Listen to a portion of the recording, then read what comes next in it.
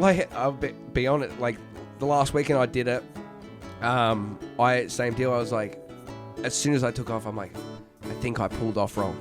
I hope, is this working? Is this working? Is this working? And then the last second, I'm like, yes, it's working. Wow. That's a bit of a funny thing, and that even makes me laugh in it. I don't know why.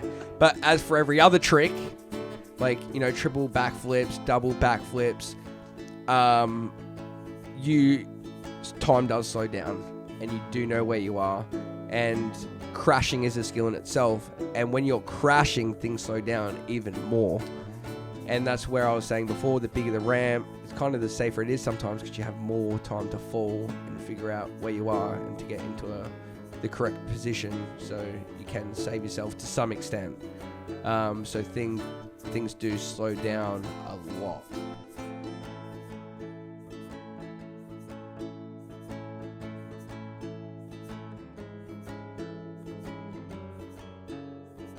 Welcome, guys, to another episode of Consciously Curious, where we try to dissect those that are thriving in their passion. Joining us today, we have Maddie Guy, local Chicago badass. No. Yes, absolutely. No. And then Nitro Circus athlete, Todd Meyn. Did I say that right? Todd Meyn? That is correct. I'm happy. Not many people say it right, so we're off to a good start. They say Maine, right? Yeah, a lot of people say Maine. Okay. Most people say Maine. Even my Maine. friends say Maine. Right. Even I sometimes get confused when people ask me and I say Maine. Well, guys, welcome to the show. And we caught you on your Nitro tour, Yes. right? Yes. So, for those that don't know, and I had to do some research myself, like, can you explain what Nitro Circus is? Okay, the easiest way explained is Nitro Circus is about 20 of the top athletes in the world progressing action sports and doing things that haven't been done before. And we put it into a 2-hour live show. But then when we're not touring, we're just pretty much building ridiculous sized ramps and just doing things that no one's have done or thought were possible. Just like pushing the limit.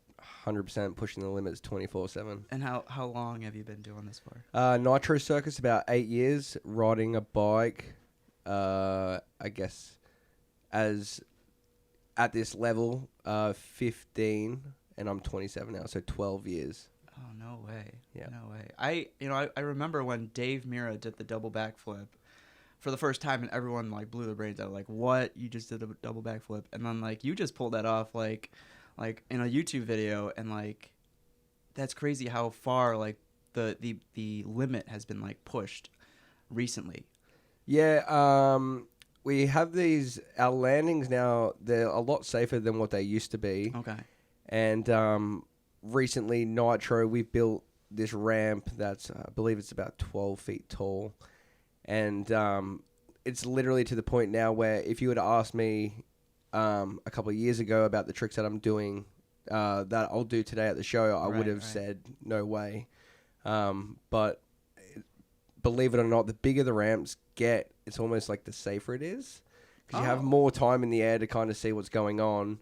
And the landings are bigger, so if you crash, you've got a lot more room to land. And I know that doesn't make sense to people, but it's actually a lot safer. And when you're surrounded by the best of the best, you can't do anything but progress. Okay. And even when you're not really feeling like going super hard on a certain day, Right. someone always has that energy that they're going hard, and you're like, oh, all right, I'll get involved. Some and then it's friend, just, it's just a snowball effect. And the practices, I swear, get crazier than the show sometimes. That the tricks in the show that are thrown down in the segment that we have, you know, we're doing that in practice when no one's around. So it literally is everyone that's there is doing what they love and would do it if there were 20,000 people there, 5 people, or no one but ourselves. Right. Well, you gotta train for real life, so real life kind of is like training. 100%. Right.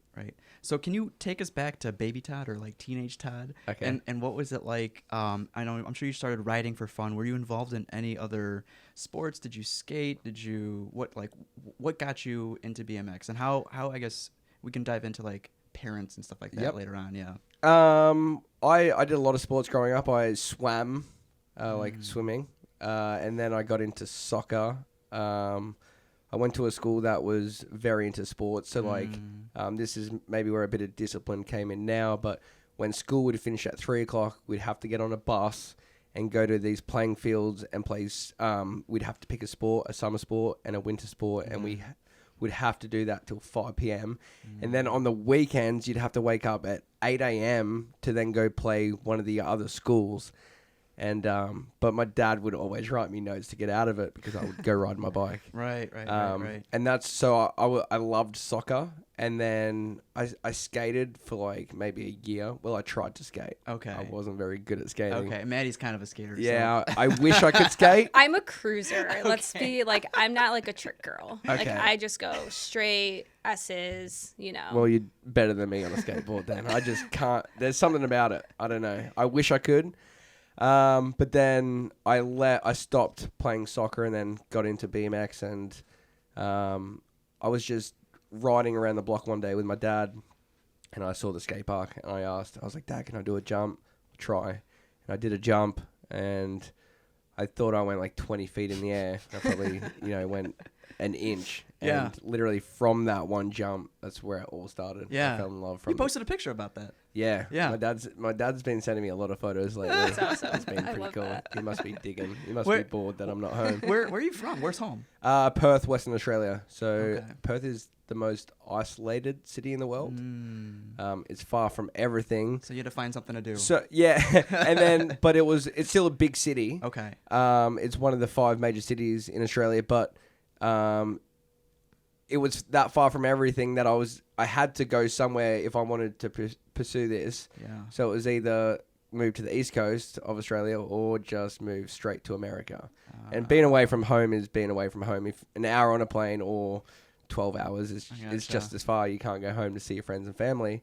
So that's where the whole America thing came on. And my first trip was 15, but then I went there for 6 to 8 months when I was 16, and that's kind of when I started living. Wow. Yeah. So you had the goal of trying to make it big? It's really weird because thinking back to it, I never really was like, I want to make a living off this and make money and ride my bike. It was like, I just saw the guys on TV and I just wanted to be like the guys on TV. I never really was like, I never thought about it as doing it as a job. I was just like, I want to be like the guys on TV. No matter what. Yeah. No matter what. Like, how cool would it be to have like a Red Bull hat or like ride for Rockstar or ride for a big company? That would be so cool. Like, never thought about it on the money side of things. Okay. And how were your parents? Like, what kind of like values did they instill in you? Like back then, looking back, like how open-minded were they? Were they like, Todd, you can do this for fun, but like we really want you to go back to school? Okay, so before I talk about this, because a lot of people, it's Americans, it's normal to leave school before the end of year 12. It's a normal thing. Like, you tell people in America, and they're like, what? Like, you're screwed for the rest of your life. You're not going to be able to get a job. It's not like that in Australia. Okay. It's normal. So if you know you're not going to university, and it's very popular to get an apprenticeship, like an electrician, plumbing, carpenter, like carpentry. We need more of that. Cool. Yeah, so we need more of that that's here. huge in Australia. So, and that's what a lot of people do. Like, that's what most of my friends do back home. Oh.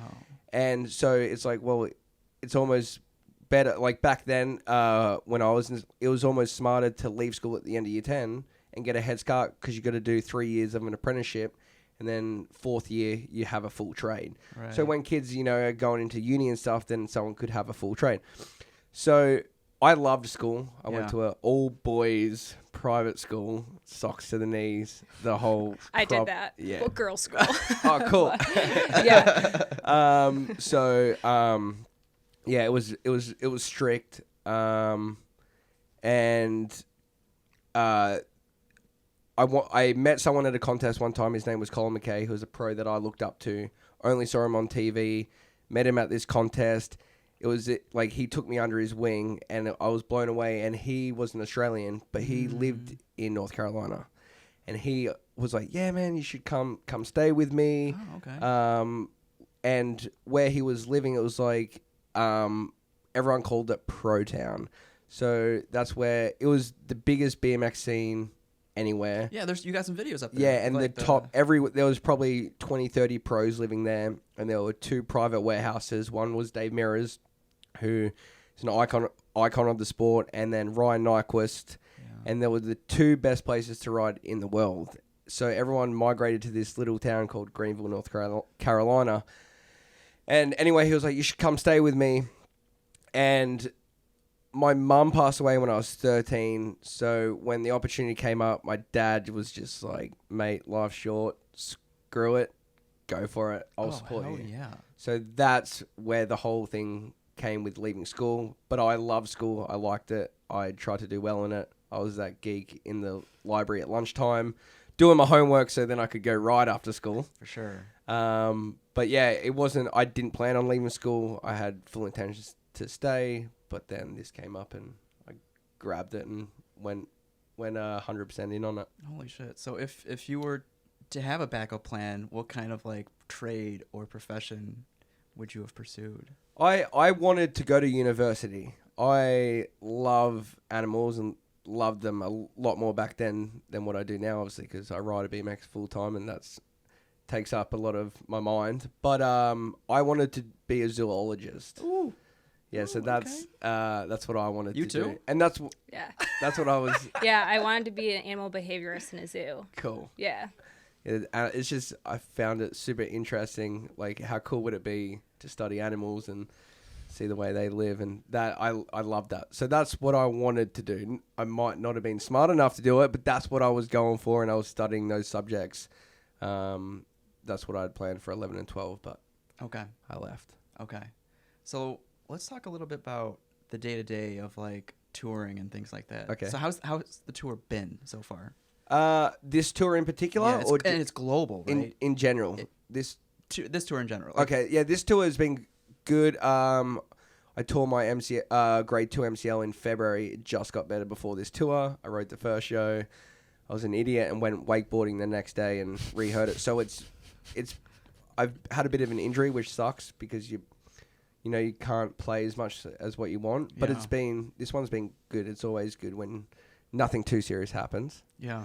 And you can ride. But in general, it's the most amazingest thing just to be surrounded by other athletes that have the same mindset. And most of the guys on tour were the guys that I was looking at when I was 12 years old in front of the TV.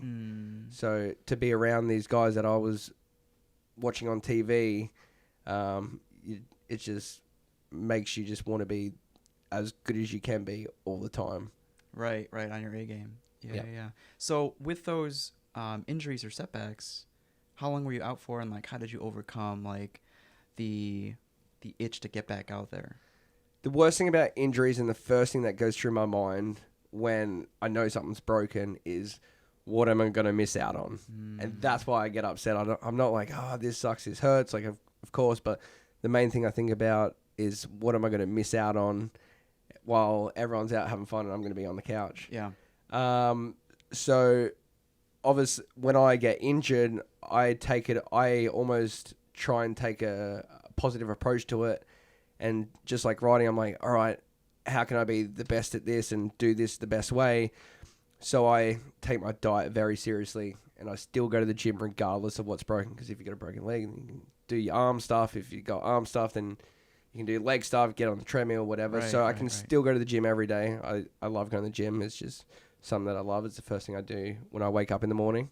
But yeah, I just I just read up on how I can get this injury better. If it's joint or if it's arm, I just ask Google, and Google tells me a lot of good stuff. The internets. Yeah, exactly. But yeah, that keeps me sane. So like breakfast, lunch, and dinner, I'm always thinking about what I can cook. So it takes up things to do. I just find things to do that can help me recover quicker. Yeah. And that kind of just gives me something else to pursue and do the best I can in. For sure. Yeah, I mean, so Maddie, like you was it college or high school? Like you did some rowing? Yeah. College, right? High school. Yeah. And I think you mentioned an injury as well. Yeah. So what kind of injury, and like how did you overcome that? It was weird. It wasn't really like an injury. I had a pilonidal cyst growing on my spine that like went like I had like symptoms of like slip discs, all this stuff for like 3 years, and then until it like hit its peak, that's when it was like finally discovered. But it ended up in me having 2 back surgeries. So I had to drop. I was like a super competitive rower, like rowed at the youth national championships, and had to drop it and like drop it through college. And for me, it was like losing a huge social dynamic and like also having to like rebuild confidence of an identity. But yeah. Yeah, because like that's who you were, and like when that's taken away from you, it's like, well, what are you then? Yeah. So it's a little like kind of inner work, like self-discovery work of like, no, I'm still Todd. I'm still Maddie. It's all Yeah. good. I would be curious though, like how do you rebuild the confidence to get back in it after you've hurt yourself so badly? To be honest, I've just never had a problem with that. I don't know. I think my first major injury, I was 16. I snapped my tibia, fibia, Oh shit. and broke my ankle, and I was out for a while. But I think I was just missing out on so much at the time, and I was so upset that I was sitting on a couch that as soon as I got on my bike, I just didn't even think about that injury as a setback. Like, it didn't scare me. It was maybe a little bit the first time after the big injury, I was a little bit hesitant, but I was never thinking like I was scared to do it again. Maybe I don't know, Yeah. but you both were so young. I was gonna say maybe because you were so young into it, you didn't like have the next 20 years of your life like painted like this is my career, and when it's taken away, what am I gonna do? I think you just started out, and because the injury was so early on, it's like that wasn't maybe such a big part of your identity at the time. Still a lot of excitement. Yeah. Yeah, well, it was 16, so I was in the States, and I was like 3 weeks into this trip, and I was staying here for 6 months, and I should have gone home, but I was just like, oh yeah, it's injury. It's only going to take 6 to 8 weeks, but it was a really, really bad injury. Okay. I think I've got a 8-hole rod, so 8 screws and then 2 pins in the ankle. So it took a long time, and this is when I didn't know much about fitness and health and recovery, and I was in America eating mac and cheese and Velveeta and hot dogs because I didn't know any better. And I literally when I went home after the form, my dad was like, "Man, you're getting a bit chubby," and that's when I learned all about fitness and health. But it never really set me back with the mindset of like, I'm scared of doing this again. It was more, I'm scared to do this again because I don't want to miss out for this amount of time. Yeah, exactly. I identify with that. I'd be curious because like you were so far away from home, and me, like even I just injured myself last year and had to go to my parents for like their help with just like basic stuff. Like, how did you build a support system being so young and so far away? I didn't. It's like now I'm thinking about it, I've never really thought about it. I was stuck in this house for like 2-3 months by myself because it was summertime, and my friend at the time had gone, that I was staying with, went away somewhere to ride. So I maybe it was because I was just stoked that like no parents, like Yeah. just by myself doing whatever I wanted. But I didn't have a car, I wasn't driving, but I had a few people that would pick me up and take me out, but I don't know, I just didn't know really any better at the time, I guess. Like on how it was meant to be or what it was. All I was thinking is I just want to ride. I just want to ride. So I was just thinking positive, thinking 6 weeks I'm going to get back on my bike and this is all going to be perfect. But it wasn't. Yeah. And it was a long time to get back on the bike, which, as you said, almost like your identity is taken away. But I was at such a young age that I just didn't know any better, I guess. Yeah, that's probably it. So, yeah.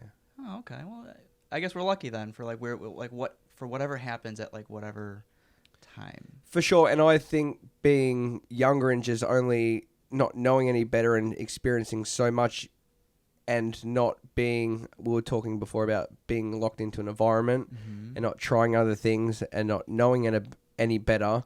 I think I just didn't really have that yet to where I never thought about those things so deeply, to where when I got to a certain age and understood it, I realized why I am the way I am with things. Yeah. I get that. Okay.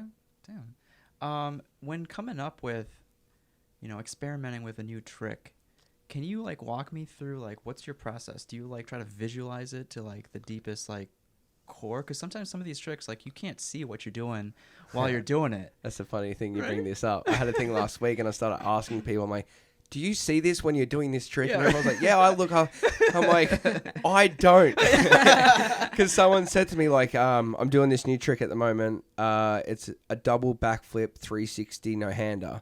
And someone was like, oh, man, you must not see anything while you're doing that. I'm like, dude, I don't see it much when I do anything. I'm like, do you look when you do that? So I'm very mental, and most of it's in my head. So even when I'm doing like a 1080, which is where you do 3 full rotations, it's all feel. Like I could pretty much do it with my eyes closed, I feel like, because to me, it's all like mental. Yeah. So what I've learned that's the way I am, that when I think about things too much, it messes me up. Paralyzes you almost. So what I've been doing recently is I'll watch a trick over and over again. I'll go over it in my head, but then 20 minutes later when it comes time to do this scary trick, I block it out and just take 3 deep breaths and just calm myself, and I don't think about the trick at all. And I know what I'm doing, like what trick I'm going to do, but then when I go down the ramp, it's like it just all comes to me and I just know what to do. And I have noticed if I think about something too much, then I mess it up. Okay. So that's where I just live in the moment. Yeah. And then that just goes to with every kind of aspect of life. Like if you just kind of just let go, surrender, and just be in the moment. Upon doing research for this, my new favorite phrase is "send it." I've never, and that's like cross cultural too. Like in rock climbing, in rowing as well. Mm-hmm. Send it. Like I'm like that's freaking dope. Yeah, that's a lot of Nitro too. As I said, we do a lot of and it just helps to have like people around you just like rooting for you. Yeah, and that's the best thing about Nitro. Everyone's best friends. It's not a competition. We're all there doing what we love. The crowd loves it when you crash, so it's not like, oh, I don't want to screw up.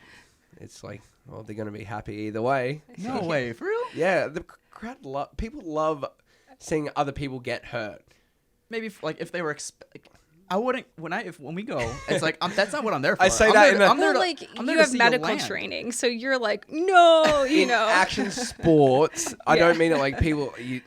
Maybe if you're watching Jackass UFC and other people get punching other people, but no, people. We have this one bit in the show. It's the contraption section. So excuse me. And we put wheels on things that shouldn't be jumped. So there's a lazy boy couch. There's a little toy car. There's a bodyboard with wheels on it. It's great. You're coming to the show today, so you guys will see it. But it's where the most carnage happens, and there's a lot of crashing, and that's a lot of people's favorite bit of the show. Is this section. Okay. Are you ever scared doing any of this stuff? Always. And then people always ask me that, and I feel like I say to them, I'm like, if I wasn't, then I'm obviously not stepping up enough, and I'm obviously. I feel like something would be wrong if I wasn't nervous before I was dropping in to do a trick. Oh, okay. I like that. Are there like healthy nervousness?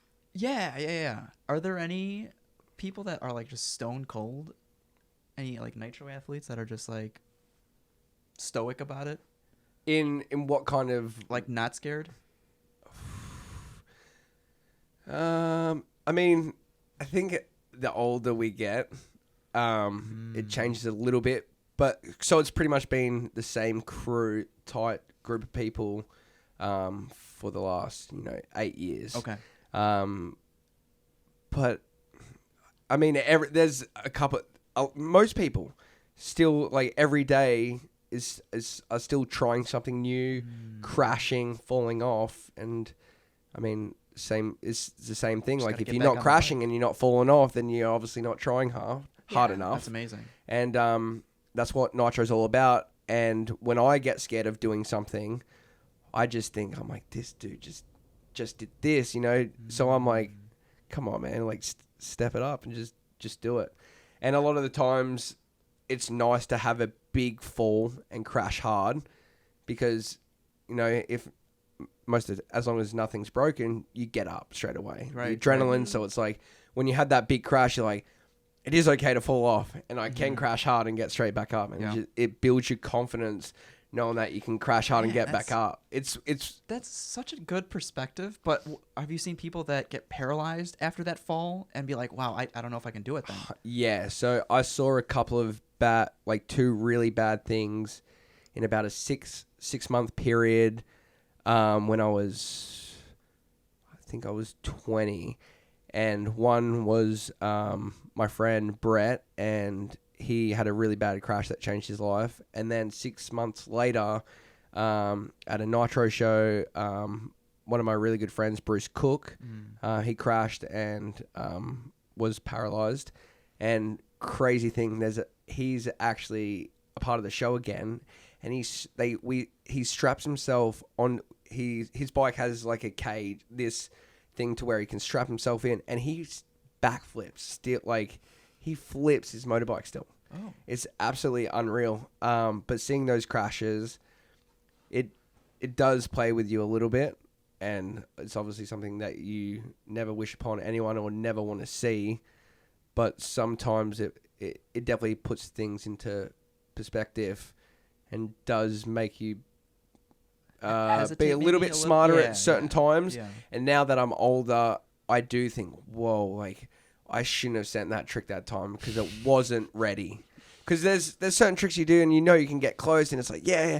But then sometimes looking back, it's like, I definitely should have took longer to do that, or I shouldn't have done it. But I mean, young, and I don't regret any of that because it obviously made me who I am and where I am. I definitely had a lot of bad crashes. Okay. A lot of broken bones. I had a good run there for a while where, you know, I was safe. But then, I've definitely been one of the guys that's had a fair few. Because there's some guys that have, you know, knock on wood, nothing. And, you know, like, I don't even want to talk about it. But yeah, there's a lot of guys that haven't had anything wrong, seriously. And they're the top, and they're always doing something new every other day. And, you know, but then, as I said, looking back, I definitely, you know, maybe should have taken a little bit more time on things, especially with letting injuries heal. Yeah. I'm known for getting back on the bike way too early. Okay. And this might be easier said than done, but you said that upon doing, right before you do the trick, you let it go. You let go of like any fear, or of any preconceived notions of how it might go and things like that, or how to do it. It's easier said than done. So like, what routines or like things have you done in your life to like get you to that point of being able to let go? Well, this is my thing. I always tell people is it's like, and I know that you both know this, but it's just like you go to the gym, you do something, you build a muscle, right? And it's like it's the same thing with the brain, but people, because they don't see anything physically, they don't think about it like this. But I see it's like with the mindset, if you want to think or do something a certain way, then you got to keep doing it over and over again so that muscle builds.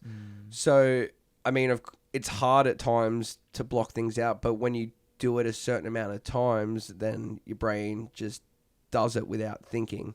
And that's how you create new thought patterns and do different things, is just by constantly being aware of what you're thinking and what you want to think. Yeah. So same deal growing up. When you're younger, I was lucky enough to where I didn't think. Right. Now that I am older and I start, if a certain thought comes in that I don't want to think about, well, then I instantly change it and start thinking about the positive side of things, because I feel like humans always like to point out the negative things. Like there's 100 good things, but then you'll say something like, "Oh, how was your day?" "Yeah, freaking spilled my coffee." You know, but not like it's a great day outside. You had a good day. You hung out with your friends. But like people just will talk about the negative thing. Yeah. So I just try to be super self-aware and just try think about what I'm thinking all the time. Right. Did that relate to you? Like, did you ever get caught in your head while rowing? Yeah, but like I was gonna ask you, for us, like starting so young like you did, I had coaches and mentors who made it a point to help coach me to learn those skills and like encourage me to read about how to like change mindset and compartmentalize and do all these things. So is that something that you studied to learn how to do, or did you come upon it naturally and like figure it out from self-learning? It came upon naturally at the start, but then I started I don't know why it started or why I bought this book one time. I was 19, like first time I ever read a book. Like I never read books at school. I didn't like reading because they give you things that you don't want to read. Exactly. So people say it's the same thing. Like a lot of people don't like books because at school you read things that you don't want to read. So you just are like, I don't like reading. But what it is just you're not reading things you want to read.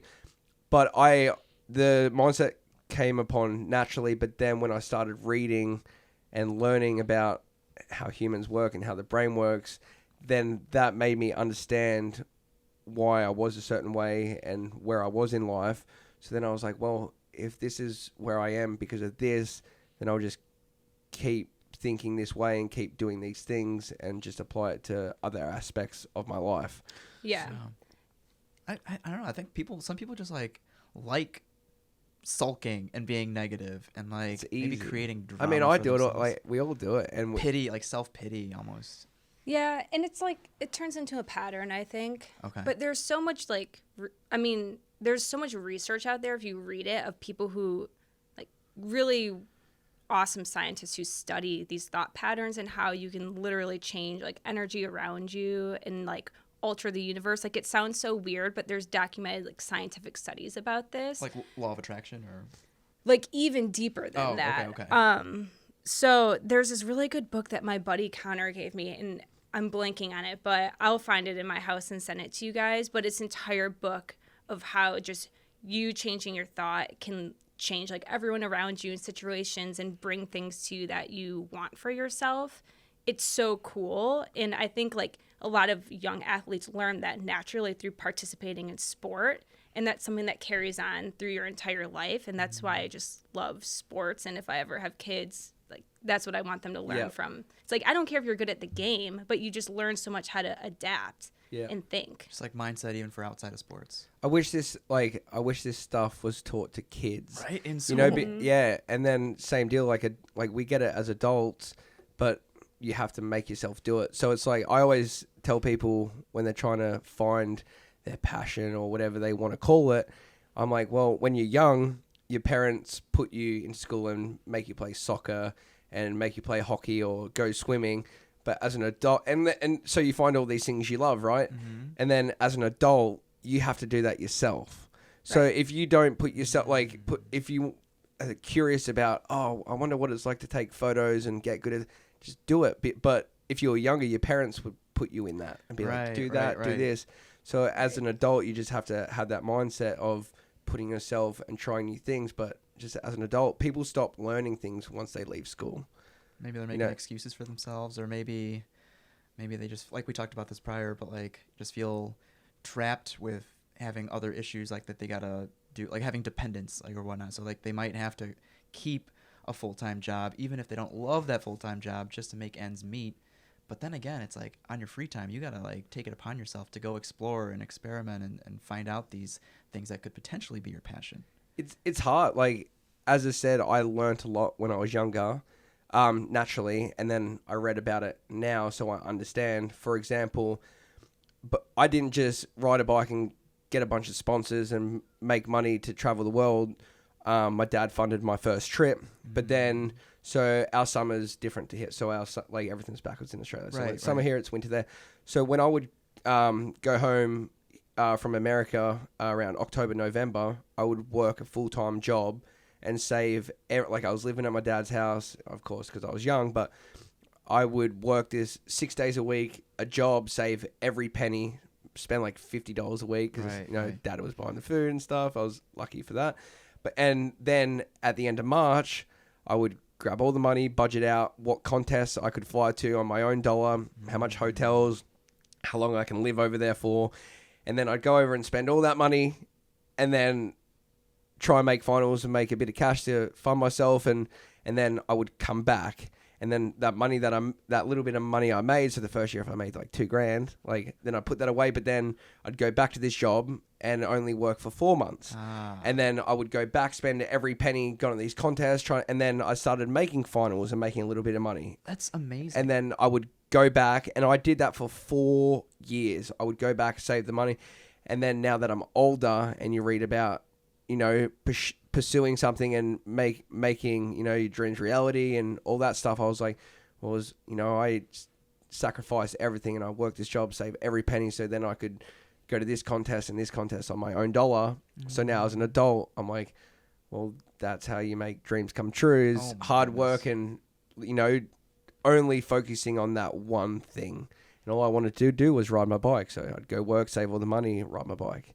So that's awesome. I mean, at that age, and we talked about this again earlier, but like it's easy to get caught up in the flashy materialistic things at that age, especially. Yeah. But like you said earlier, like all you wanted to do is just ride your bike. Yeah. Right. So how do you not get caught like in that mindset of like the trap of like you get all this $2,000 check and it's like, I got some cash, like cash that I've probably never seen before.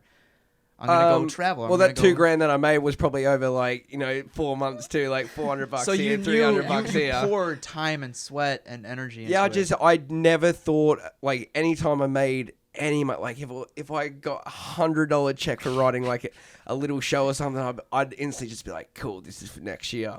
Like I just always thought about, I don't know, I never thought about buying anything else. I just thought about putting 100% of my money into saving for travel. Just put it back into yourself. Yeah, like that's how I always thought, and I never had anything wrong with it. I never missed out on anything. I never didn't do what I wanted to do, I guess, because I just wanted to ride. So the skate park's free. Oh my God, that's awesome.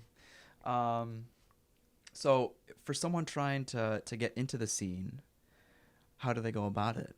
How do they get that exposure?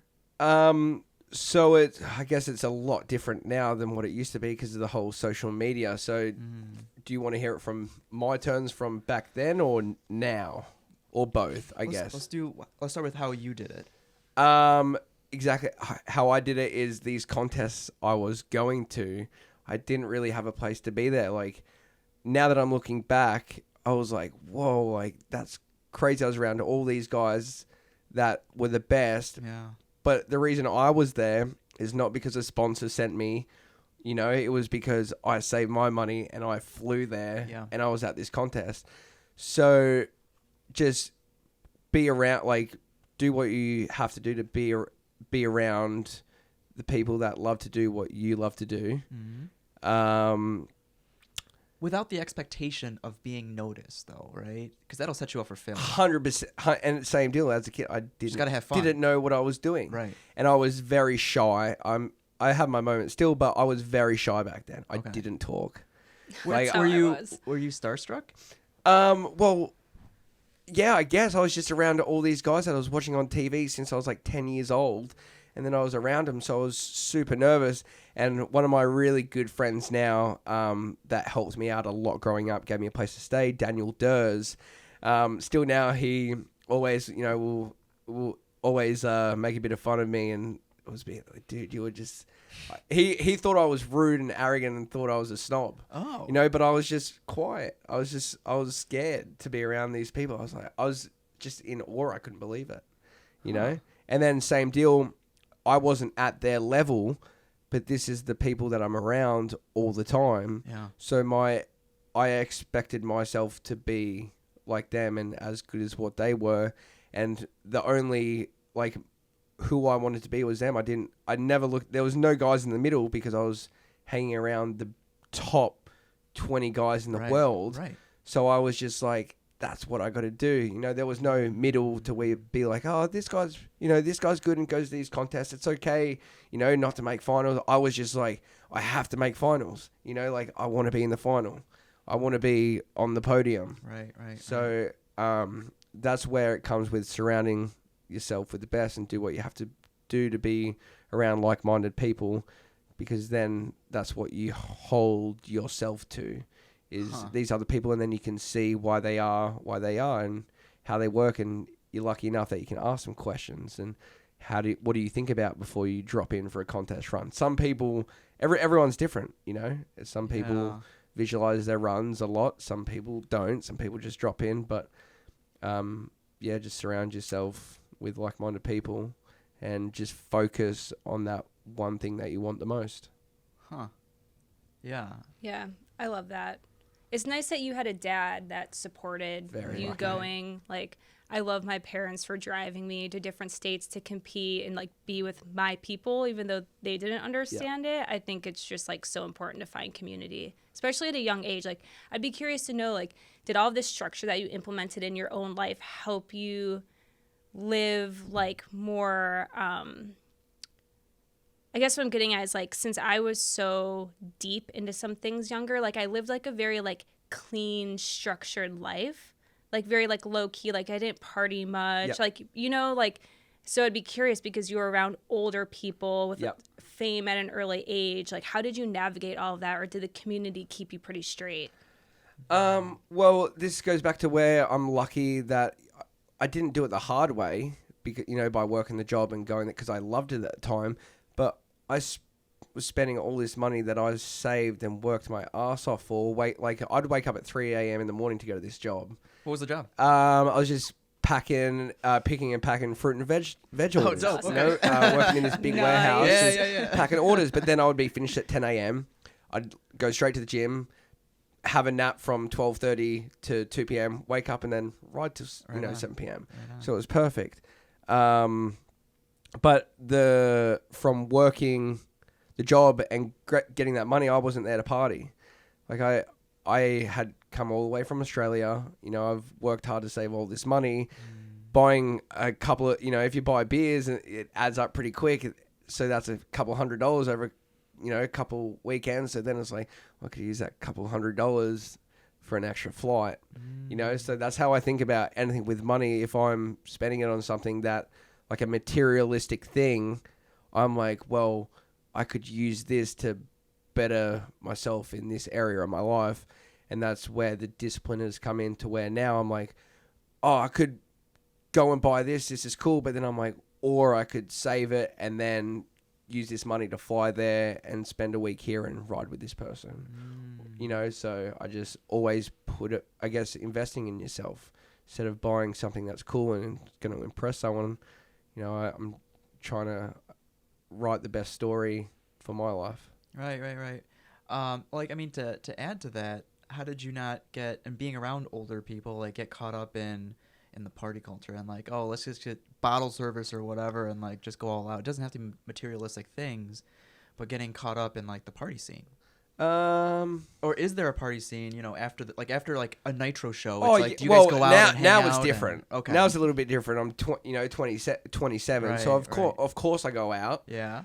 I love First to. Like, view. it's different. It's 100%. It's different now to what it used to be, for sure. We always everyone loves to have fun. Right. So it's good to have fun and reset and go again. Right. But as I said, staying away from it when I was younger was just, so I didn't want to, I was at a contest. I wanted to be in bed by 9 p.m. so I could wake up fresh in the morning. Right. And ride. I just, maybe some kids these days are a little like more fortunate, and they might not have to have like saved all that money. So then they might fall into that trap of like 100%. just spending everything. 100%. And that, I had to work very hard for it. And I'm not and so did everyone else. But my thing is, as I said, I worked my ass off, saved a job, didn't spend any money, and then came to America and spent everything I had on flights or going to this contest and that contest and gone back and doing the same thing. So why would I spend money on things that wasn't going to help me at the time? Didn't matter, so I didn't, going out to me, it's a $40 taxi here, and then, if you buy a couple of drinks in Australia, it's super expensive. Right. So to go out, it's like $300 in a weekend. So why, that's so much money, Yeah, but a lot of people don't look at it that way. Like, you have very good impulse control. Right. Everything adds up really quick. With money, $5 here, $10 here. And I'm lucky enough that when I was younger, and $10,000 is a lot of money, but in the schemes of, in general, it's not. So to me, when I was younger, $10,000 to last a whole year, like making $10,000 last for a whole year. But when I was younger, that's so much money. So I was like, oh, $20. Oh, $30. Cool. That like, because you're thinking about 10 grand to live for a year. Right. When you're an adult, you have bills, rent, all that kind of stuff. Yeah. But that has just stuck with me that I still think, oh, $10 there or $15 there. And that's where I'm lucky enough now that I understand why I had that mindset. And then I just am fortunate enough that I've kept it. And I've just done it for so long in the discipline that it's just stuck. Yeah. That's amazing. So now, current state, how do the kids on the scene like get their foot in the door? Now everything's social media. I think that's with everything. Is just posting things and hoping the right person sees it. So, my Nitro Circus story in how I got my phone call. I had a couple of friends in there at the time, and I posted a trick. This is my answer to how to get your foot in the door. Yeah. I was trying a trick. Excuse me. I was trying a trick. It was a 1440, which is 4 rotations. I was the only one trying it. I still think Willie, another Nitro guy, he's done it now. I was trying a trick, and I posted the trick on YouTube crashing. And Nitro Circus, we're all about progressing action sports and doing things that have never been done before. Right. Someone had gotten injured, so they needed someone to fill a position, and someone had saw my clip of the 1440 crashing. It was this crappy clip on like not even an iPhone that I posted, and they're like, "Hey, can you come and try this trick?" Yeah. So because they saw this video, so my thing I guess is don't worry about too much about the quality of what you post. If you're just posting what you love and what you like to do, then that should be enough, And if you're just people care too much about what they're posting and the right angle and the way it looks. If it's a little not the perfect landing, or it goes to selfies, it's content, and it's like, oh, the lighting's not good, or my hair's this way. It's like, just post a freaking photo, because most people aren't even looking at the biggest critic is yourself. So people aren't even probably noticing these things that you're looking at when you're posting this video. So just don't worry about it as much. Just post it. If you're worried about posting something like, oh, this person might say this, or like that person's probably won't even cross their mind, so just post it.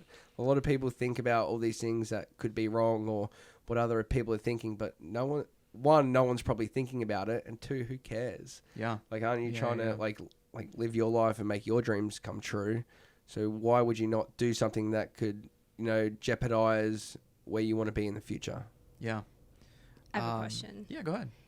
Going back to what you're saying about like breaking in and using social media and posting, do you think there's a dark side of that, of people pushing themselves too early to do things for the sake of posting, the whole like do it for the Vine mentality? Do you mean like doing a trick too early to just post it? Yeah, or like just doing it too early, or just trying to like advance too quickly to get noticed or to prove something? No, because there's 5-year-old girls that have Instagram and 5-year-old guys that have Instagram. Like little kids have Instagram. Really? Oh, little kids have Instagram. Crazy. Like, that are like, it's just crazy what you see on social media, like how young these boys and girls have Instagram. And so I just think that's the way the world is, like Accepted it. People, as I said, people make Instagrams for their dogs, and people have. Yeah, I knew that because we were talking. I was like, it's like his baby book, though. Yeah. But I mean, people like have kids and then make an Instagram for their account for their kid now because they know the power of social media. Dude, but like, and they're already like monetizing it. Yeah, it's crazy. Well, I mean, it's a lot of same deal with you interviewing people and stuff, and it's the truth at the end of the day. It's not the same as someone has one follower. Like, it's the truth. It is the dead set truth. We all know it. It's crazy. People treat you different with the followers these days, it's like, oh, that dude has 2 million followers, and people are like, wow, really? I want to be his friend. That's the way. You're almost more of a celebrity than real celebrities. Yeah, I mean, like some names from social media are more recognizable than like actors and actresses. 100% for sure. Like that whole influence thing, and people, like paying people to post products, and we'll get this guy to come to our show, so then we have him up. Like, it's just the way social media is these days.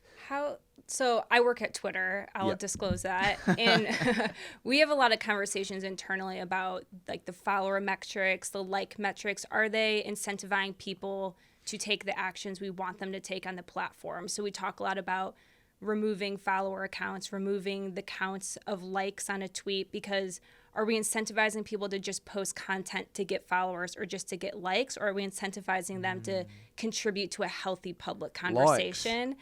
And it goes back to, for sure, people want the ticker on their content for people to see, right?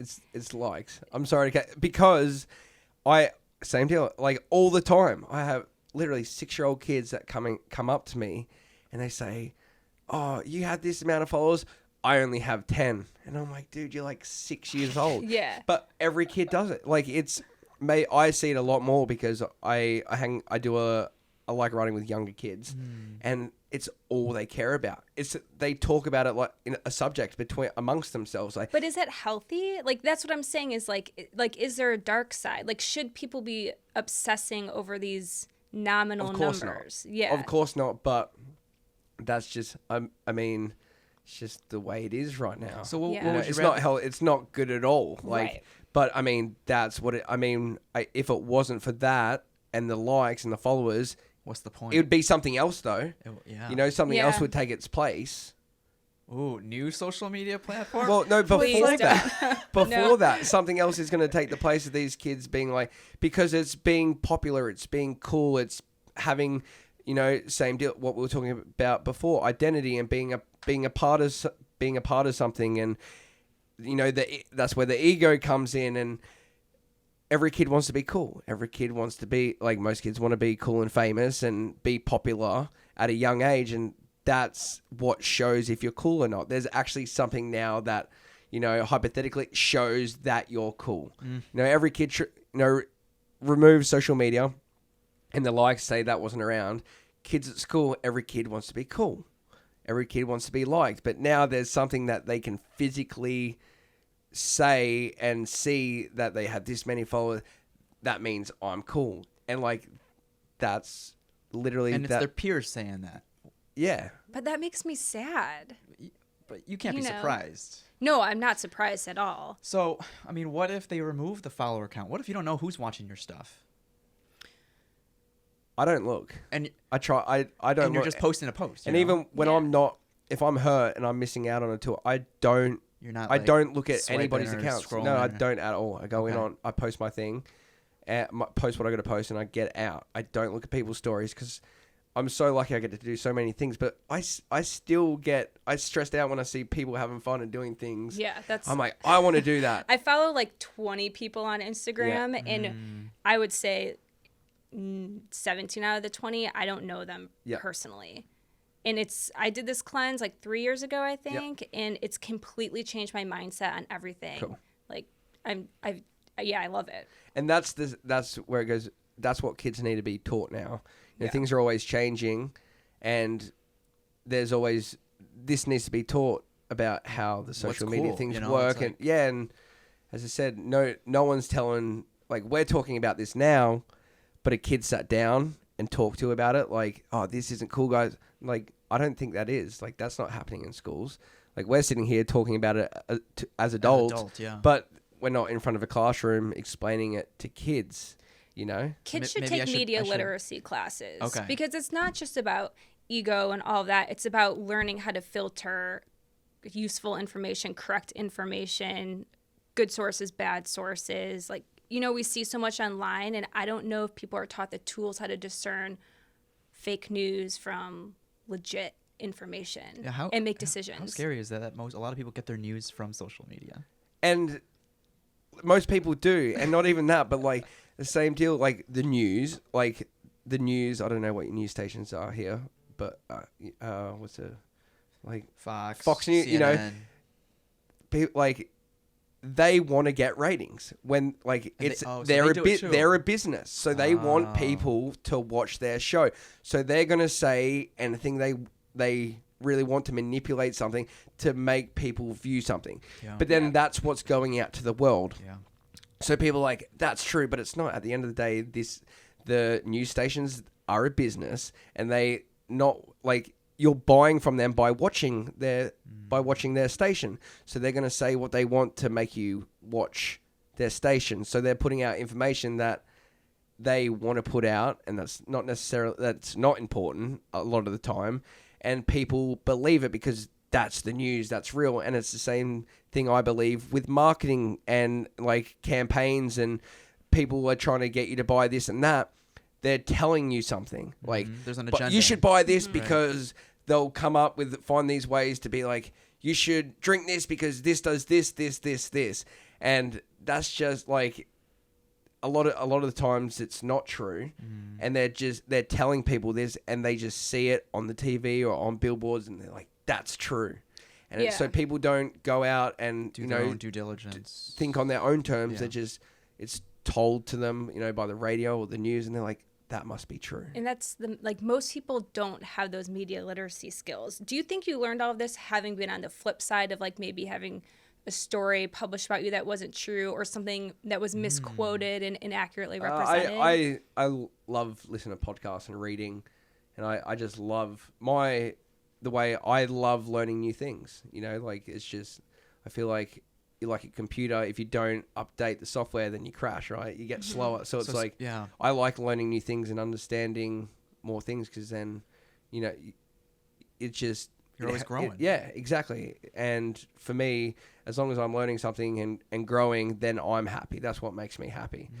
So that's why I think I know a lot about this stuff, and it makes me more self-aware about things. So I think a lot more about things. And that's where what I just said before, that's what I've come to understand, is people are just believing what they're told, and same deal. I'm sure there's most things, like a lot of things I talk about, it's because from somewhere down the line, I've seen it somewhere, or a friend's told me something.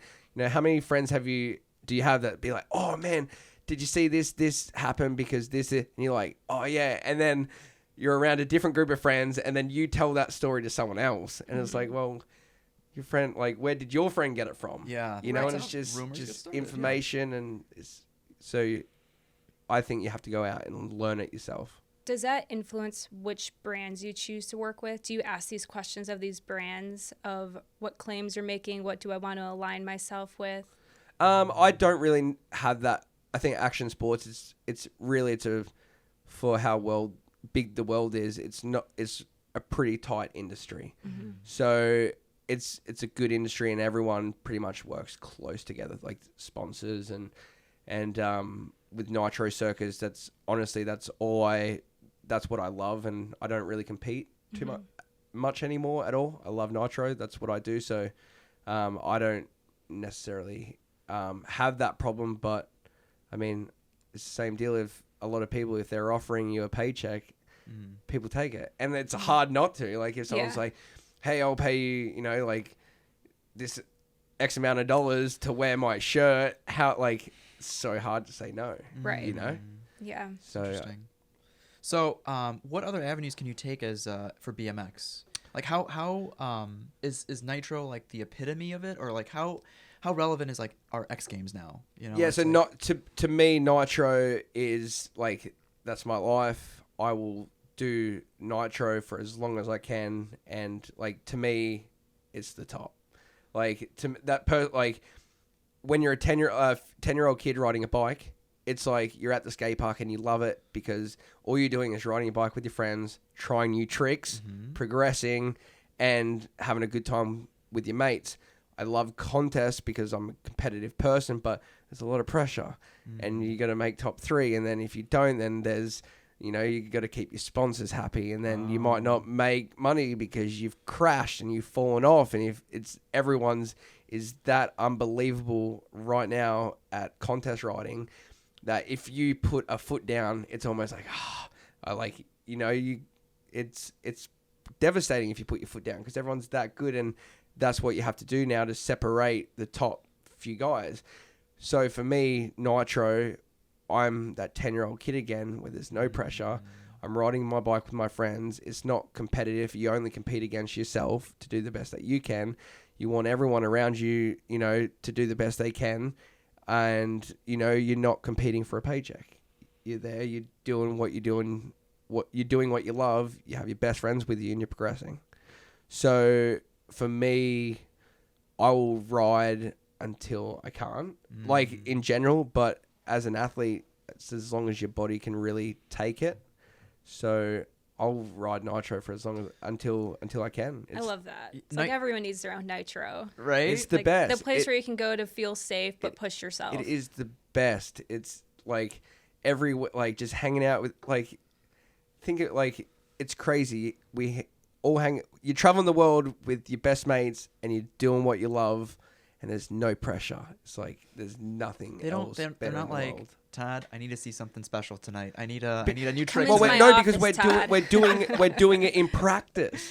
Because that never happens because obviously you have to be a certain kind of human to get to be on Nitro. Mm-hmm. So it's like it's not like you get there and you're like, oh, I'm chilling now. It's just like you're around it's crazy the progression. Okay. Of like I said, what's happening with the Nitro. double backflip, like 360. It's just great. Like a few years ago, Jed Milton did a quadruple backflip, and like that. I don't even know how to like. Yeah, that's not and that was Nitro Circus. Like Nitro helped it all happen, built the ramps. It's unbelievable. It was a year project. That's it took cool. a year. Josh Sheehan, he's a motorbike guy on Nitro. He did a triple backflip on a motorbike, and it was literally like he either it took over a year to do when they were set it all up, going through different ramps, testing to airbags. He didn't just go for it, practicing the foam, all this stuff. And it was when he went to do it, if he crashed, he was either gonna land it or die. Right. And for someone to take on that risk, it goes to show how special these guys are, and it's just always progressing. And the point to it is someone's always doing something new, so you don't feel stuck in a loop. That inspires you to go do something new too. It's an incubator. Ooh. And then sometimes you learn a new trick. So for example, I learned the double backflip 360, and then it's like, cool, then I can start putting tricks in. So it's like double backflip 360 no-hander. Wow. And there's a couple of other things that I want to do in it, but so it's non-stop. The ramps get bigger, so that means you go like this new ramp that you'll see tonight. It's unreal, and it puts you an extra, sometimes 15 feet up in the air, then off this other ramp we have, and we're already going super high. Our roll-ins 50 foot tall, and the jump's 40-foot gap with an 8-foot ramp, but we put this other ramp in and it's 12 feet tall.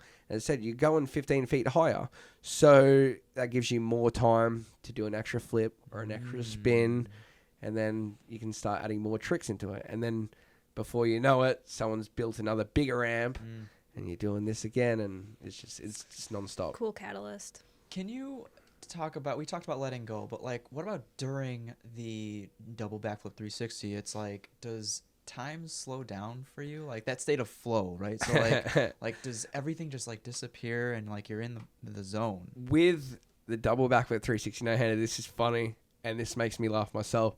I have no idea where I am. We've talked about it, but this is the one trick where I'm no idea where I am. Oh my God. And it's like, say I have 3 seconds. Well, I will make it a bit. Say I have 10, if you were to break it down in 10 increments. I don't know until the until the 8th part if it's working or not. Oh my God. I'm spinning What? out of, I know what I'm doing when I go off the lip, obviously because it works. But the whole time I'm spinning around, I'm like, is this going right? Is this going right? I hope so. And then I hit this point. I hit a point in the trick, like the last quarter of the trick, where I'm like, it's working. Oh my and God, I that's pull it around amazing. and I land. But you're still in midair. It's like, what is that point? Like, I'll be on it. Like the last weekend I did it. Same deal. I was like, as soon as I took off, I'm like, I think I pulled off wrong. I hope, is this working? Is this working? Is this working? And then the last second, I'm like, yes, it's working. Wow. That's a bit of a funny thing, and that even makes me laugh in it. I don't know why. But as for every other trick, like, triple backflips, double backflips, time does slow down, and you do know where you are. And crashing is a skill in itself. And when you're crashing, things slow down even more. Oh. And that's where I was saying before, the bigger the ramp, it's kind of the safer it is sometimes because you have more time to fall and figure out where you are and to get into the correct position so you can save yourself to some extent. So things do slow down a lot. Yeah. Big time. Yeah. Did you have something similar while rowing, Maddie? Like, everyone had a role, right? So like within your role, what you're responsible for. Like, does time disappear? Yeah, I think rowing is similar to what you do. It's like a lot of geometry, a lot of physics, and you have to be able to pick out these little moments that make huge differences and learn how to correct that. Okay. But even more so learn how to recognize it from feel, because you can't see yourself rowing, and your coach isn't riding along next to you or rowing along next to you. So it's very like self-awareness, using cues, context cues, and just taking time to observe and learn, and guideposts. Wow. Yeah, I'm so glad you guys are here because I get sick on roller coasters. So like any of that stuff like would make me bad. And my buddies like maybe start on a ride called Teacups at Six Flags, and you're just like rotating over and over again. Did you puke? Yeah, I puked right then and there. Yeah. Really quick, what you said with the rowing thing though, like picking those certain times to do things that make a big difference, like that's life. Like not in a sporty kind of sports way, but that's life, is like picking the right times to do certain things that are going to make a big difference. And in life, that takes a little bit longer sometimes, where people get impatient and stop doing those little things that make the difference. You're just going to be patient and keep doing those little things that make the big differences. Even if you don't know what those big differences are. You just got to believe if you think like same deal doing those little differences, and if you know that's the right thing to do, you just be patient and keep doing those little things, because that's what adds up, and it takes time. It takes a long time. And confidence. Yeah.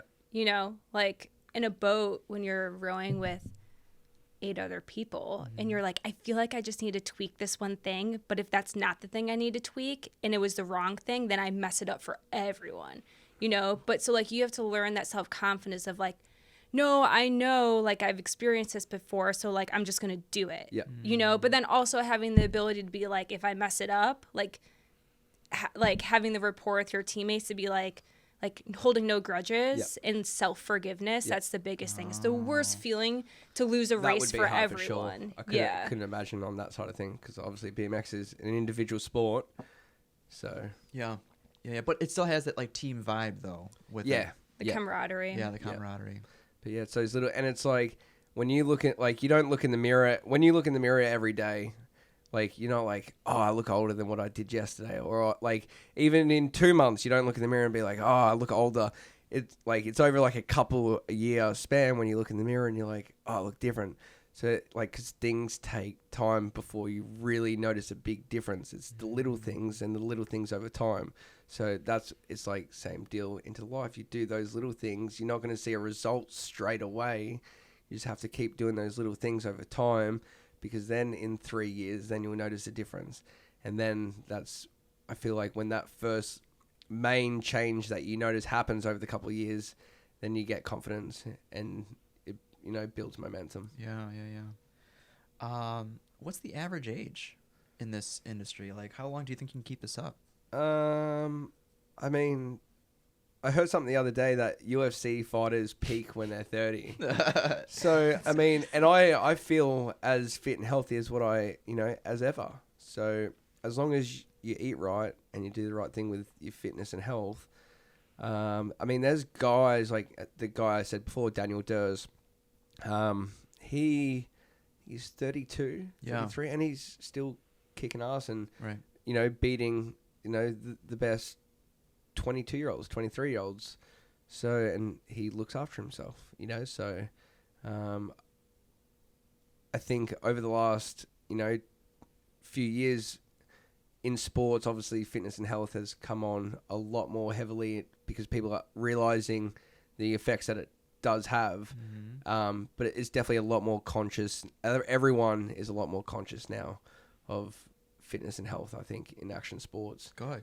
Especially, obviously, because we crush a lot. Yeah. Like stretching, all that kind of stuff. You know, you bend better if you stretch every day. Yeah. So if you crash, you bend better. What's the daily routine, Todd? How do you stay top of mind? When I'm fit? okay, even on tour, most of the time, 90% of the time, still on tour, I wake up at 5 a.m. I have my smoothie. I'm a raw. I do between 4 to 6 raw eggs, spinach. Oh my god. Scoop of protein in a blender. Oh. And neck that very quick. Oh my god. Yeah. That's beast mode. Yeah. And then I go to the gym. I come home. As I said, I like to read, so I do my reading in the morning. Because once I get going, I can't read. Yeah. I just Gotta get it in. yeah, I got to do it before I do anything else. I obviously don't just ride a bike. I have other side projects I work on. Yeah. So I work on that kind of stuff till about noon, 1, and then I love naps. So I take naps all the time, like an Good for hour, you. an Well, hour or If you two. get up that Yeah, early. I do like an Yeah. hour and a half. I'm lucky I don't have a 9 to 5 job, so I Yeah. can. But I still wake up early, so I can make the most of my day because I don't want to waste the time that I have now because I'm very lucky to have this time spare. So as I said, I work on other stuff for the future because as we were talking before, you obviously can't ride a bike professionally forever. So I work on stuff that's going to help me for the future. And then after my nap, I wake up and then I'll ride in the afternoons. Okay. How? Go ahead. No, but yeah, pretty much I just gym, ride, and early to bed. yeah, work on. Yeah, I'm normally in bed by 9, Yeah. 10 p.m. How do you keep up that routine on tour with time zone changes, Yeah. all of Discipline. that? Doing it for so long. Yeah. Doing it for so long. So jet lag doesn't get to you? No, it doesn't. No, it never really has, to be honest. And same deal. I'm very picky about what I like. I'm a pain in the ass pretty much if you want to go and eat out with me because I'm very picky with what I eat, and I feel like that has truly had a huge impact on how I feel when I wake up in the morning and how much energy I have. And I notice a difference if I have a bad meal because I wake up and I feel like crap and I don't want to get up and it's harder to go. And I know the effects of that. And I'm lucky enough, I've just done it for so long now that I just continue to do it. And the same thing as reading now and learning about these things. Yeah. I know now that when I'm like, I won't worry about it, I'm like, no, go, because it's momentum. And by waking up at 5 and going to the gym and eating a healthy breakfast, it's like within the first hour and a half, it's like cool. Like you feel satisfied and Set you've the done day something right. for Yeah. yourself. Mm-hmm. And same deal. Then you Yes. just build momentum from that and you keep going. Discipline, yeah. So, and then, back with tour, I just, I've just done it for so long. Right. What about keeping in touch with family and friends and like keeping relationships alive? I'm sure it's so hard being away. Oh, I've had one serious girlfriend, Mariah. We're still really good friends. We dated for like 3 years, but it's so hard just traveling. So, and that's why that ended too. It is because I wanted to go to this place, and same deal. Young, you only got opportunities, and sometimes you have to be selfish, like if it's for your right reasons. So relationships are hard. I've just I'm on the road a lot, and I have been since I was 16. I have a few close friends. Maybe like 4 friends that I talk to. Every now and then again. But you talk a lot within the first week or two when you're gone, but then after that it drops off, you know? Yeah. I talk to my dad every day. No matter what, I'll call him every day. He's like my best friend. But it's very hard keeping up the relationships.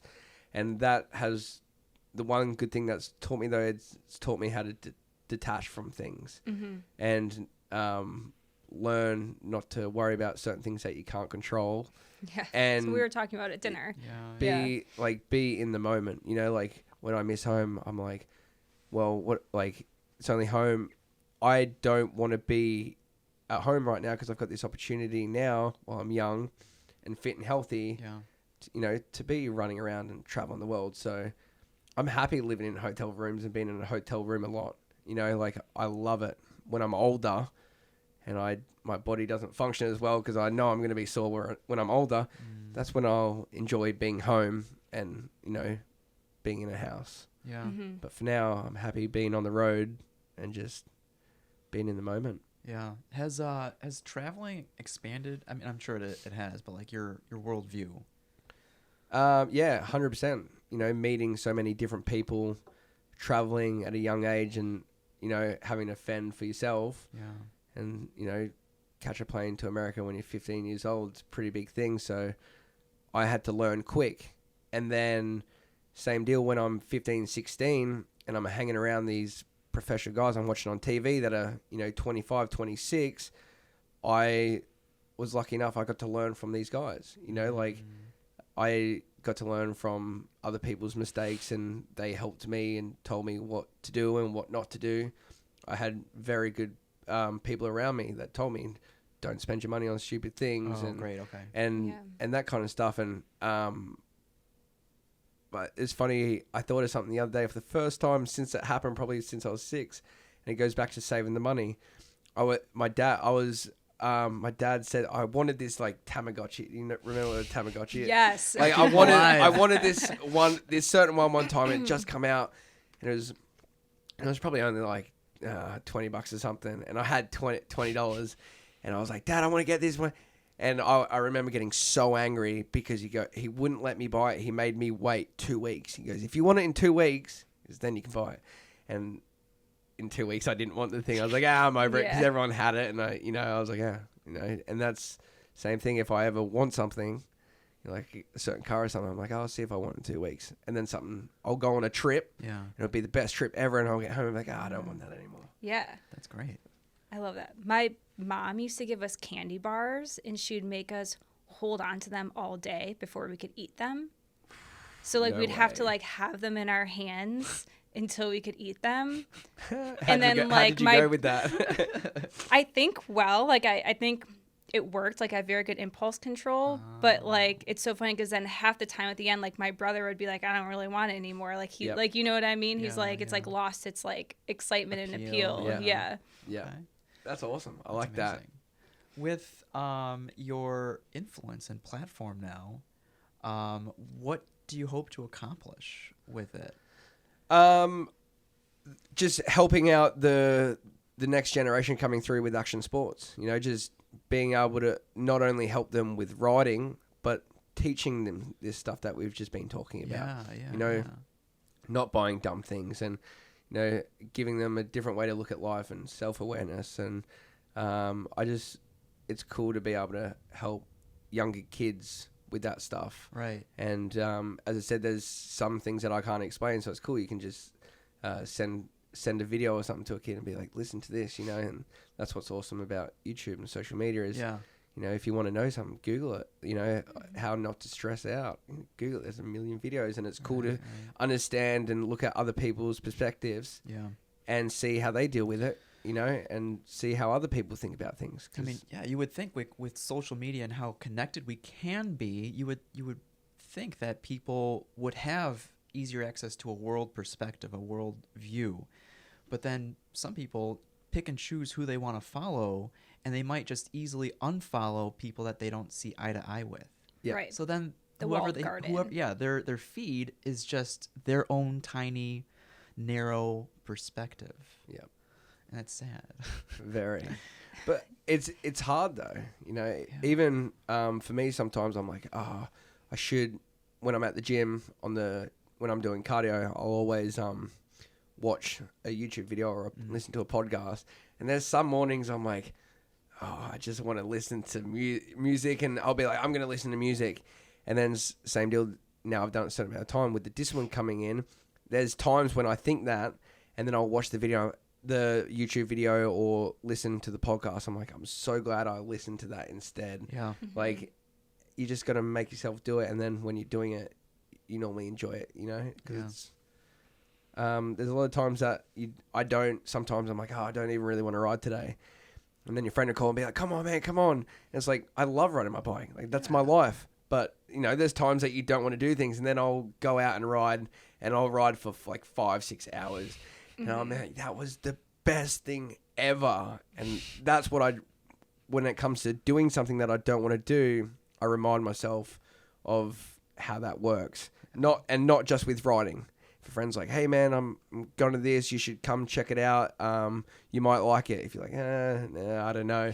I think, well, just like riding, it's those days where I don't want to go ride, it turns out to be awesome, so I'm going to go check this thing out. Yeah. The hardest part is starting. Yeah. Isn't that what they say? Yeah. Yeah, and then building momentum from there. That's how you learn new things. Yeah. Get different perspective and learn other people's environments, and it's got to make yourself uncomfortable. Yeah. Like, we all know that, everyone talks about it, but it's, it's hard for everybody. Like, even the best of the best, like, it's hard.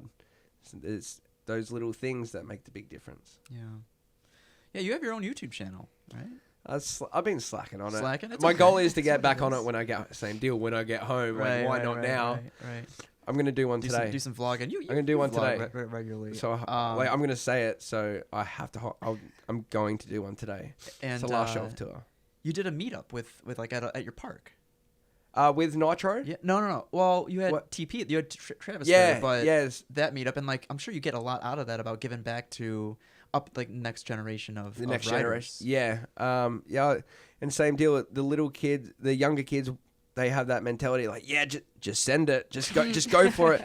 So I mean, that's awesome. Why not be they have that mindset, and they got that energy about them. Yeah. So it's like, be around those kind of people with high energy and that attitude just to go for it. So the younger kids are the best. Right? I've got two little dudes I ride with at home, Taj and Tyler, and they are unreal. They're 12, and they're almost like my best friend. I hang out with them more than anybody lately at home. Is these two kids and my dad, and they're awesome. And they're at that stage now to where like I'm riding way more than I usually am. Because when I go back to Perth, I don't have that many people to ride with. Mm-hmm. But now there's these kids that don't have a 9 to 5. They just have school, and they have all this energy to ride. So I'm riding right now more than I ever have back home. Yeah. Ever. Are you teaching them, or are you riding just? As we go. They're probably learning through watching in a way, right? Yeah, for sure. And but as I said, now they don't understand that I want to ride with them because they're helping me to ride more, which is making myself better, and it's crazy because I'm learning a lot of things by them in terms of like a mental way, and like how they're thinking, just and be a kid again. Yeah. So I love it. And it's just, I just like helping the younger generation. It's right. cool. We need I more of those. had a lot of good people that helped me. So I want to, repay it back. Yeah. Can you tell us a little about the side hustle, the side project? So same deal. This goes back to helping the next generation. Yeah. So what I was saying before with Nitro, how the sport's progressing really quick. We had these new landings, and so this 16 foot tall landing you're going to see today, believe it or not, it blows up. So it's not scaffold, like it's not wood. Right. So when you crash on this thing, like you don't know it's blow up. But when you crash on this, it takes so much impact away that, as I said, that's why we're falling out of the sky now and getting straight up. Because we're not coming down to wood or or metal. It's the airbags. So Nitro Circus, I believe, were the first ones to bring it about, and they're obviously on a larger scale. So what I've done is I've made them on a smaller scale. So I have an airbag company, and I sell these airbags to younger kids so that like they can afford them, because obviously these ones we have on Nitro, they're very expensive. Okay. Because they're big, and it's top athletes, and even the smaller ones. And I was like, I want to make these available to younger kids so kids can learn backflips and crash and get up and not have the injuries that I did. I had. So I'm making sell these airbag landings and flat airbags so kids can learn backflips and land on their heads and get up and be okay. Wow. That's awesome. So what's it called? DDAirbags. I was gonna say double D. No, so the reason that name came on is my dad always just calls me Double D, because TODD. Oh. And we do this together, and it's all I love it. And one day he said, "Oh, what are you gonna call it? Double D." And I was like, "That's perfect. Why not? I'm like, let's do it." Like, I just like the name of it, so Okay. I rolled with it. And it's pretty cool because you go from this flat airbag. Kids can learn backflips, land on their heads, be fine, perfect it, and then go from this to the landing. And I have people messaging me and sending me videos of themselves, and they're like, "Hey man, thanks so much. I just learned backflips." It's so cool. And I'm like, yes, like that, because that's a good feeling. I think that's the scariest trick ever in action sports, is going upside down. Me personally, that's scarier than doing a triple backflip now as an adult, because you've done a double and you know how to crash, and you're a professional athlete if you do it, right. So nothing's ever as scary, I think, as that first backflip. So kids are messaging me, and I'm helping, I set these bags up so kids can go from one to the other, and I'm like, it's pretty cool. So that's my way of giving back to the sport, and it's pretty cool because it's making it these things available to people to put in their backyards. It used to be foam pits, foam, but now it's airbags. At Daniel's place, they got foam pits there, and I mean, they're still but they're being replaced now. Like, the new thing's in, and the new thing is airbags. So you can bring it anywhere. Yeah, right? it's awesome. It fits in the back of your car too. It really does. These ones awesome. that, because they're for little kids, so they're not huge. Yeah. So, so that's what I spend a lot of my time on too. For sure. And then riding my bike. So it's pretty cool to be being involved in something other than riding, but still in the same industry, I guess. Yeah. But then at the same time, it's pretty nerve-wracking to put a product out there in the industry to where people know you. Because then it's like, I'm putting something out there, for action sports. I hope it, so... But if you believe in the product... And same deal, that's where I truly... You got to get rid of those thoughts too, because, you just got to ignore those thoughts.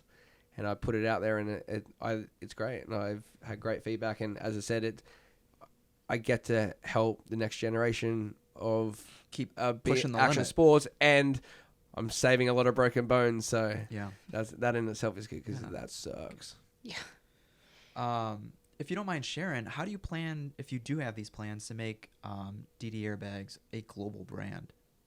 I mean, and like it at this point, it is. I guess it would be. Okay, I'm like Europe, like places like Colombia and India and awesome. the US and Canada and Australia. So it is. So it's Is it all online, or like what's just it's my website, DDAirbags.com. Oh. Instagram, just DDAirbags. Wow. I guess it's just getting its following through social media and yeah. You never thought about like sending it to different other like athletes and like, hey, try it out. You are doing that. I do that. Gotcha. And this is where it comes back to, just if you don't feel like doing something, do it, because you never know what could come of it. And so this whole thing started because, same deal, I was at home and I had a few months off, and I'm like, I got to do something. Tour's not going on. What should I do? I'm like, well, I love helping people. So I was like, my dad had all these like SpongeBob balloons and stuff. So I was like, I called my dad. I'm like, let's go to the children's hospital and blow up these balloons. What? So from meeting this lady, she was like, oh, can you come back and do a show, ride with your bike? I'm like, well, I don't have any ramps. And then so I was like, oh, maybe I'll get a setup. And then I was like, oh no, I won't buy a setup. I'll just what about if I get an airbag? So I tried to get one, and it was just too much. It was too much. So I was like, there has to be a way. So I was like, Wow. I went out and did my own research, and that's why I was like, okay, I can do this. So then I got a couple made, and then I was like, hey, I'm like, cool. Like I can help. Like I can do this for other people as well, and they can actually afford these things. Oh my God. And that's how it started. So as I said, by getting off my butt and doing something that was hard to get off my butt to do, turned out to be this pretty cool thing. That's amazing. Changing the game, Dad. I'd like to think so. So Yeah. thank you. Thank you. Now let's think like long term. Yep. Do you have any visions for long term plans? Like, do you want your own skate park, or like what's up? What's going on? I at this point I'm at the point where, as I said, when I'm not riding, I try new things. I don't like to waste my time. Mm-hmm. So I'm just trying everything. I do a bit of everything. Maybe go back and become a zoologist. I mean, yeah. Honestly, I never even thought about that because I don't know. I just I just try new things all the time. Read about a lot of things, see what catches my interest. Yeah. If it does a little bit, then I'll do that for a little. And I'm just trying other things. And as I said, I'm lucky that I have Nitro Circus and the spare time when I'm not doing that to be able to do those other things, because there's no rush. You know, I'm still getting to do what I love, and that's my, I guess, so-called job. And I'm using my other time to see what else I can do. Mm-hmm. Yeah. Do you have any questions, Maddie? I'm kind of Putting her on the spot. I heard you're a dog trainer. Yeah. Yeah. Ooh. Oh, That's God. great. Yeah. I do dogs on the side. That's like my side hustle. Okay. Yeah. Cool. Yeah. How long have you been doing it though, Maddie? Like since you were a kid? Like my entire life. Yeah. Like my earliest memory, I didn't talk until I was 4, but I have memories before that of just like wanting dogs. No one in my family had a dog, so I'd walk around my neighborhood and just knock on people's doors and ask if I could hang out with their dog. And they would like leash it up, let me go. I'd bring it back 3 hours later, and they'd be like, my dog like knows how to like sit and do all this stuff now. And I'd be like, Cool. you know? Yeah. That's I was sweet. just like this little dude walking around, walking huge dogs in my neighborhood. Cool. I Yeah. like it. That's what my mum used to do. Like that was her thing. Like, Yeah. So, but maybe this is where more discipline came in. Before she took us to school at 7 a.m., she was in the front yard at like 5:30 a.m. training the dogs. So that's what I do. Yeah. Before cool. I go to work. Yeah. Cool. Yeah. So you have this obviously the same discipline and mindset as well. Yeah, that's why I love having a dog. It's like when rowing dropped out, that's like when I stepped back into doing dog stuff. So I had a routine again, Cool. you know? But yeah, I love that. Like I haven't had a TV for the last 5 years. That's awesome. Because I didn't want to give myself the opportunity to just sit around. Awesome. But I just bought a TV this week for my dog, which I don't want to get What do into. you mean for your dog? What? What do you? Okay, so when I Please explain. He's watching YouTube I videos. hate myself for saying that out loud. But I travel a lot for work, and my parents are awesome. They take my dog for me 90% of the time.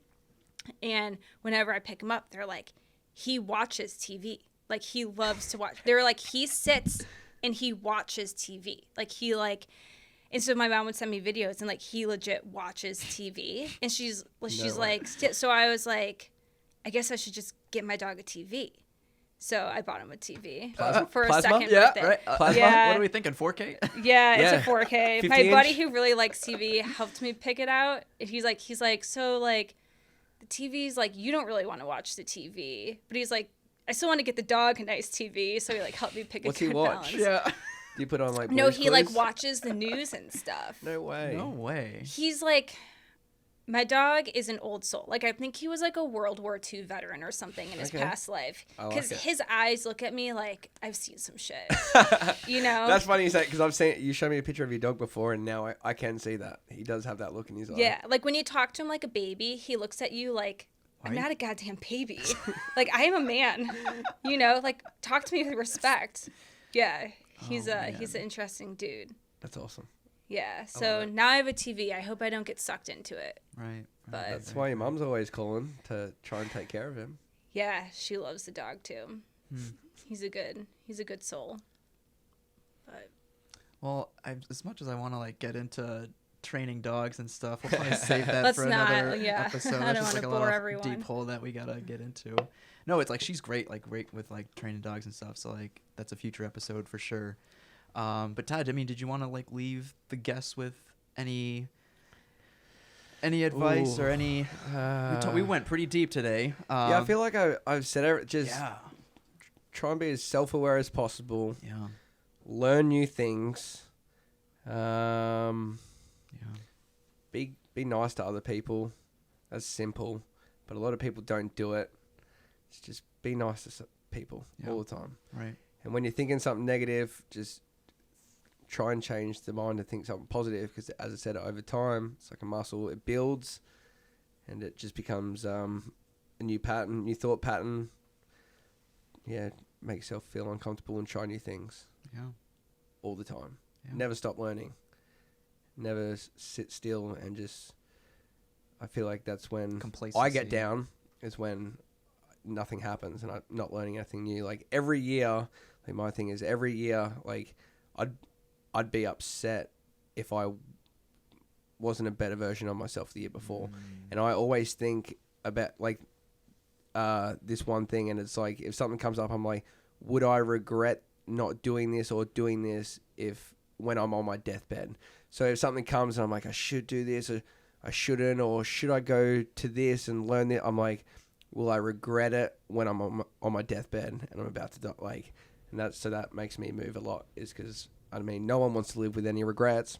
Yeah. So, that's one thing that gets me moving. I love that. Same thing could be said about like negative thoughts too. It's like, are these negative thoughts going to affect me 15 minutes, 5 years from now? And if not, like, let it go. Yeah. You know, It's very hard to do, but same deal. You just gotta keep doing it. Do you have any like people in mind that you look up to for that stuff?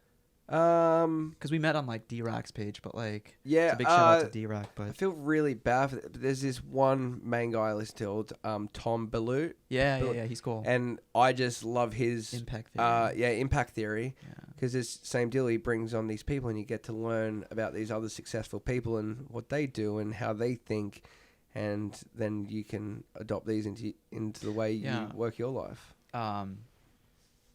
Tom, if you're listening, like have this. Tom. I have our boy Todd here on the show.